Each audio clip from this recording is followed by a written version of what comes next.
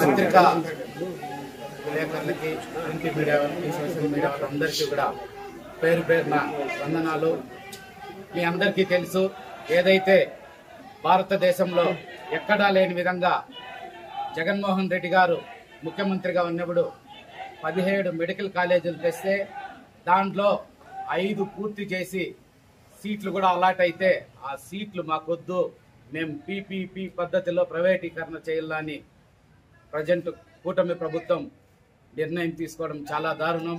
ఎంతో మంది పేద విద్యార్థులు మెడిసిన్ విద్య కోసం ఆస్తులమ్మి బయట దేశాలకు వెళ్లి చదువుకొని వచ్చే ఈ రోజుల్లో ఒక్కసారిగా 17 కాలేజీలు తెస్తే ప్రభుత్వం కేవలం 7,500 కోట్ల రూపాయలు ఈ రోజు వెచ్చిస్తే అన్ని మెడికల్ కాలేజీ కూడా పూర్తవుతాయనే విషయం కూడా తెలుసుకోకుండా ప్రైవేటీకరణకు పోవడం చాలా బాధాకరం.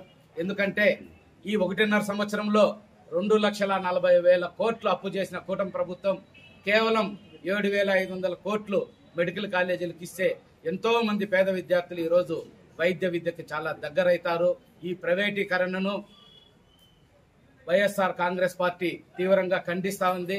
ఖచ్చితంగా ప్రభుత్వమే చర్య తీసుకొని మెడికల్ కాలేజీలు రన్ చేయాలని వైఎస్ఆర్ కాంగ్రెస్ పార్టీ తరఫున డిమాండ్ చేస్తున్నాము.